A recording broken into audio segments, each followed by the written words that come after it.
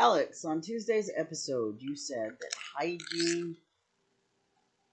We might have been able to use this.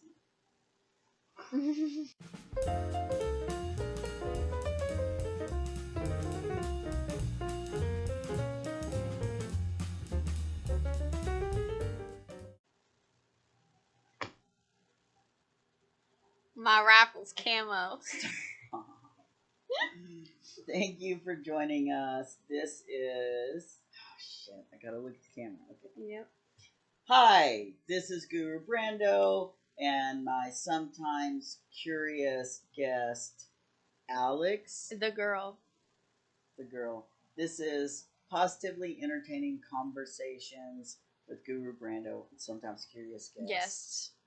Alex. Today we're finishing a conversation that we started on Tuesday. Yeah, I always forget what day it is. Okay, so on Tuesday's episode, you said that hygiene and your positive appearance is kind of major values for you, right? With the beliefs? Yep. Well, today I kind of want to dig a little bit deeper as to why you have that belief, because I think it'd be, I don't know, kind of funny. Yeah, content. Okay, so first and foremost, why is your hair pink?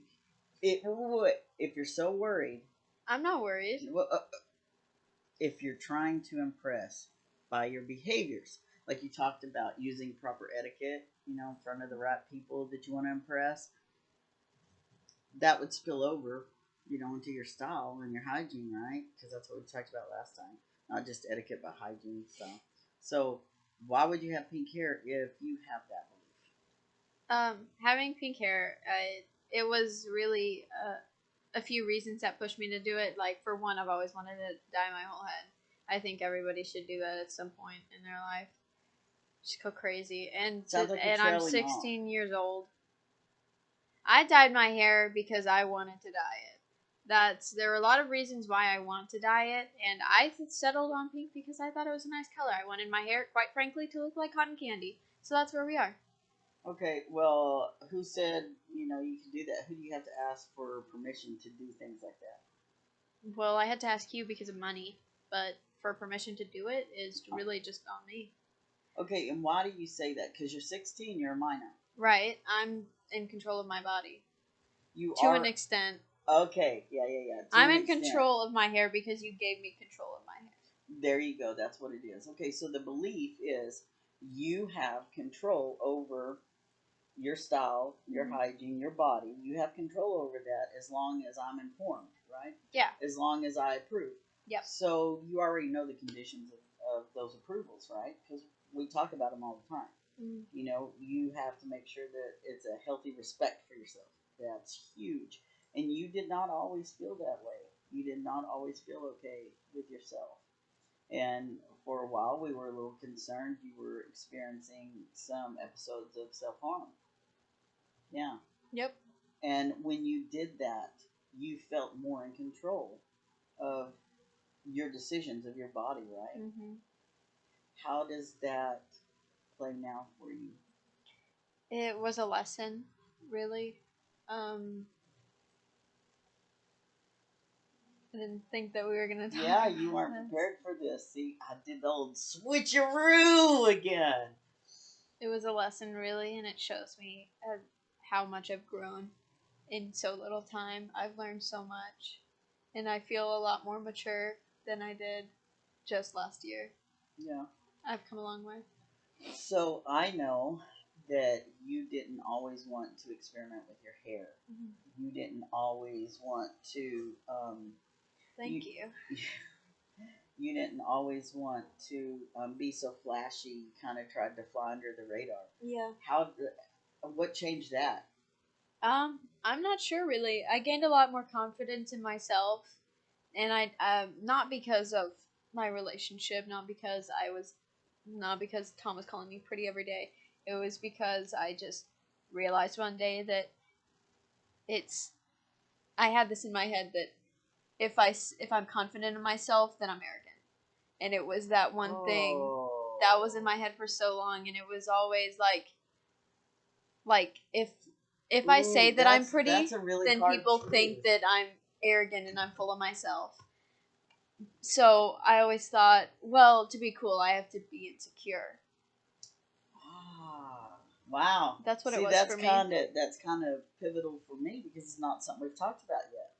You know, that's why it's kind of cool to share with you guys. But really, though, I didn't know that you had processed through it. What do you process through it? Yeah, processed through all of your kind of angst with that. With your evolution, just in general. Does that make sense at all to you? Yeah. Yeah, I've thought about it a lot. I realize I haven't shared it with you. Yeah, so that's kind of cool. Oh, first time touching moment. Okay, so I do want to talk a little bit about the relationship aspect of it because, that's one of those things. You covered your trash can. I can't throw this away. I'm so sorry. The trash can's actually back here. Oh, tricked you. I would never, ever cover, ever cover trash can. All right. Okay, anyway, so with TJ, you call him Tom, I call him TJ, a little bit like Sling Blade. All right. How do you think that he helped you to mature? Because that's when you started to, it's when you started to be more comfortable with yourself. He gave me a perspective that I didn't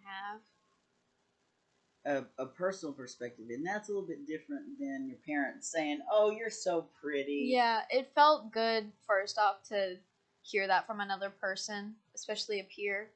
And for a while, I was codependent on him, and then you saw that I broke free of that. I love that you brought that up. Wow. Yeah. Okay. So yeah, that's another thing. She just identified, that she was codependent. I think a lot of it was because I realized I didn't want to bring him down to where I was, so I had to grow up for him, which is what I did. That is the lesson. And now now I'm confident taking pictures of myself and putting them out there, letting people see them, letting people see me. I'm a lot more confident with that. And even letting you record me like this, I'm fine with it. Yeah. And we're going to be doing live stuff soon. So it's not even going to be like pre-recorded. Am I going to chew into the microphone? Yes. Yes. That will be a bonus clip. It'll be a blooper reel. It'll be on the Christmas blooper reel. Yeah. Something like that. Okay, so moving on. You said that you had to give yourself permission, to do things. Because I asked, whose permission do you need, to like change your hair or change your style or anything. And you, thank goodness you're aware enough now, it's what we just talked about, to know that you're the one that's in control of it, right? That you actually control all those aspects, not just if you wanted to experience pain, which, was the self-harm thing. So in all that, I guess, mix of emotions and growth and all that stuff, you come out to be this person who now has pink hair and can give yourself permission. So how did you know that it was okay to give yourself permission? Well, I didn't know. I just kind of went with it and tried it, because you gotta. Well, because you communicated it to us, yeah. And it wasn't just the hair thing. You started to communicate little things like, you wanted braces.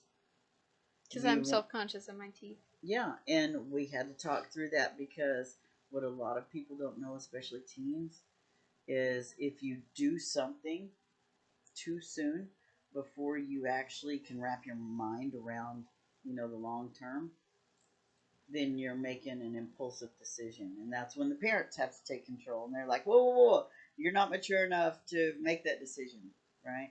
So if you're feeling that way, that you're not mature enough, you do come talk to us. That's a huge difference between you and some of our other kids.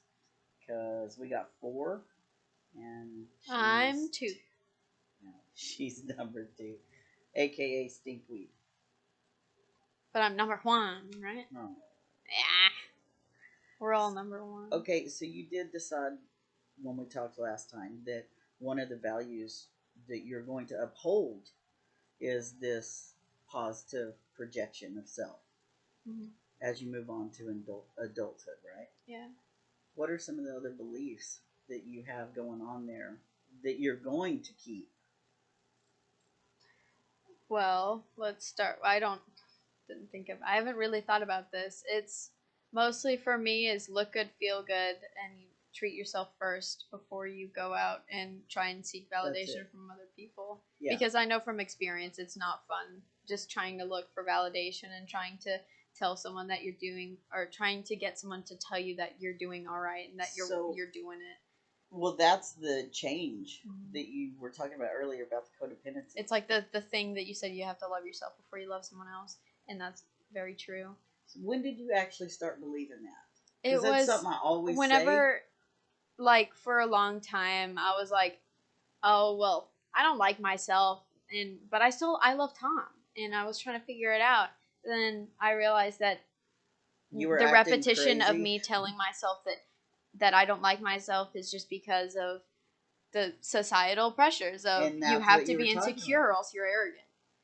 And that's what it was. Like, I've always been fine with myself, and just me saying, like, I used to say, I hate myself, I'm so dumb, so ugly, or whatever. And that was just because I was scared of, if I complimented myself, then people were going to say, oh, she's full of herself, she's arrogant, she can't. I do it all the time. Do you think I'm arrogant? No. I think you're funny and whenever you act like you're full of yourself, but I don't believe you're actually arrogant. Because you're like, I'm well, really obviously I'm the best, you know? Yeah, hello. No, seriously though, where did that initial belief come from? I'm not sure. Most of it kind of developed in middle school. Middle school. Oh, and your little brother is in middle school now. And that's why. Do you see that pattern happening right now with him? I affirm with him a lot, like, hey, buddy, it's gonna be difficult. You can come to me if you need anything. Because of middle school, going into it, I was like, oh, this isn't gonna be so bad. And then going into when I was in middle school, I was like, this kind of sucks. And then now, like, Did you 3 say years sucks in middle school? Yeah, and now 3 years after middle For school, real? I'm thinking about it, and I'm like, God, that was so bad. Hold on. There's some sort of chinchilla hair floating. I have chinchillas. 2 chinchillas. So there's chinchilla hair floating in front of me. Go ahead. No, I finished my thought. Wow. Okay then. Do you want me to recap you because you weren't paying attention? Yeah, total distracted by the chinchilla hair. Well, it doesn't take much, guys. Going into middle school, I was worried, I was saying, like, it's not that bad, and then in middle school, I was and then out of middle school, I see. I got it. You know, that's something that we've talked about before. That's why I'm kind of... You can't tell how you were until, like, a few years after, until time has passed, because after every year, I'd be like, God, I was in 7th grade? Yeah, but what I was in 8th grade? I was a freshman? Ew! What do you have to tell yourself to get over the cringiness of the young you? Because, Quentin, I thought I was cool, and Alicia and Livia thought I was cool. And that's all that matters. That's all that matters. Because that stuff is in the past, and past them still think I was cool then. So, I can't change it. That's who I was. I just recently told Tom that I was the girl who lip-synced on the bus. And he keeps making fun of me for it, but it is funny. What are you talking about? I was on the bus in middle school, I was the one who lip-synced to everything in full out. Full out. Yeah. It was... Oh, wow. Yep. I sat next to the My Little Pony girl. Because she was my... Until I met Mary. And Mary hated her. And then I moved away. Oh my God, you just left it like... And then Mary moved, though. Yeah, but Mary had to live like another year with My Julia. Little Pony girl by herself. Yeah. Oh my God. I didn't feel bad about it. That's your mom's demon in you right there. That's not me. Like, I was her friend, but I just, she was kind of annoying and cringe. Like, even for 6th grade. Okay, but you just identified that you were too. I was too, but how that was her own thing. What do you mean? That was her own thing. That was her cringe. My cringe was lip syncing on How the do bus. you know that's her cringe? What if she is still Well, My I Little don't Pony girl? know. I don't know. Wow. That's what I'm saying. Still a little judgy there. That's got to be the 16-year-old girl. Ugh. Yeah, for real. Mm. I'm on a talk show. That's why I'm sitting like I'm. Ooh, I need this Sally Jesse Raphael glasses. You have no idea. Okay, so we've talked about how our family's kind of like the Munsters. And Yep. And you would, of all things, be Marilyn Munster. I still didn't watch Munsters. The normal one. Well, you got Grandpa, who's down in the basement. Right now, probably. Yeah, he's always building, fabricating, engineering, all kinds of stuff. Turning, yeah. Making racket most does of the Grandpa time. whittle? No, he does not whittle. He doesn't whistle very well either. He whistles sometimes. Sometimes, once in a while. We love Grandpa. Anyway, so he's always down there. So he's like Grandpa Monster. How is that for you, having a 78-year-old grandpa across the hall from you, day and night, knowing, your day to day, secretly judging you? I know that he's not. Well, he might be secretly judging me, but I was like, how would not you know gonna, if he's secretly doing it? He's not gonna approach me about it. Like, hey, Alex, I think your outfit's dumb. He's not gonna say If he that. ever said that, what would he say? What would Grandpa say if he thought you were wearing something risque?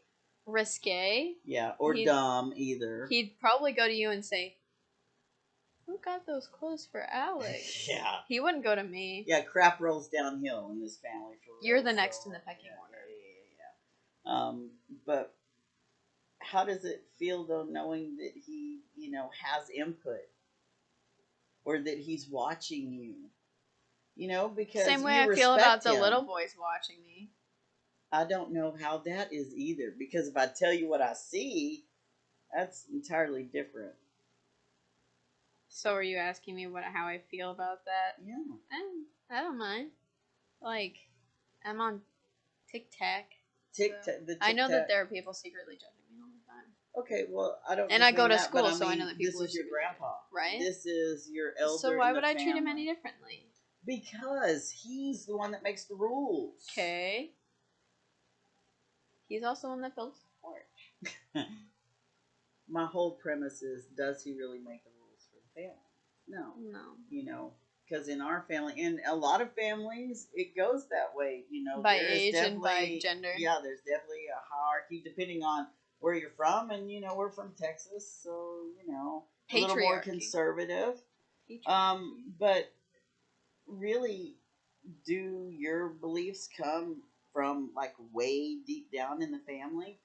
You did say that Grandpa's one of those people that you look at as the person to be when it comes to appearance and hygiene and because Grandpa takes care of himself, and you can tell he's got a lot of life left to live, and he feels that way. Yeah, he definitely behaves that way. I don't know any other 78-year-old men. By the way, guys, he's single. 78-year-old man who... Did you just advertise my grandfather? I so did. Hey, it's winter. Anyone above 69, because 69's too young for him, remember? Yeah, that's what he said. 70 and above. Sorry if you're 68. Yeah. It's unfortunate. Anyway, okay, enough about Grandpa. It's getting weird. Yeah, right. Knowing that he has a good influence on you is easy for me, because I don't have some crazy old loon bumping around upstairs. Right. So it's nice to have. And Grandpa's progressive too. He wasn't always, but yes, he is. And, it just shows that our family definitely has a growth mindset. So that's a belief that you can carry on into your adulthood, right? Mm-hmm. Never get stuck. Right. You got to always learn something. Always learn a lesson. Like in today's podcast. That's the full circle. It is. So what is the lesson and where did it come from? The lesson is that you need to give yourself permission and love yourself. Yeah, first. you got to have that strong, valuable belief. Yes. Know what is, you believe and stand by it, because if you don't know what you stand for, you fall for anything. Oh, that was on all of the posters in my middle school. That was pretty good. So next time we're gonna finish this conversation about, with Q. Probably with Q. Maybe with Q. Maybe with Q. We're gonna finish it with a chat about communicating assertively, because teens have that, I guess, difficulty being able to communicate your needs, your wants, you know, effectively sometimes. Sometimes it does come across as what you said, arrogant, right? If you're trying to promote yourself, it comes across as arrogant. So how do you communicate that you're not arrogant? How do you use, good communicating skills to say, this is really who I am. I'm not arrogant. I just am naturally like this. Is that a rhetorical question, or do you want me to answer it? No, I don't want you to answer it. That's on All the right. next show. So join That's us. on the next show. It's Thursday. taking all of my willpower to not get really close to the mic and say something. I know. Don't do it. Don't. We'll lose all of our viewers. Oh, we probably would. I'm gonna one day lick it. I want to lick that, but I'm too scared because a little germaphobe. But only I've touched this. But your breath is on it. Don't. That's not cool. Your OCD really jumped. Anyway, so Thursday, right? Tuesday. No, Thursday. We're gonna. Oh, Tuesday. Gosh, dang it! That means it's pizza night. Tonight's pizza night. Oh. Okay, so. What were you saying? Hi. You want to be on the podcast? We're recording. Oh, I thought we had another curious guest. Okay. Is that a curious guest I hear? Marco! Come thither. I think it might be Fat Billy. Alright, so we will continue this on Tuesday. Continue Tuesday. This curious conversation on Tuesday? Tuesday. Yes. Okay, yeah. Tuesday. Okay. See us then. Thank you. Go ahead.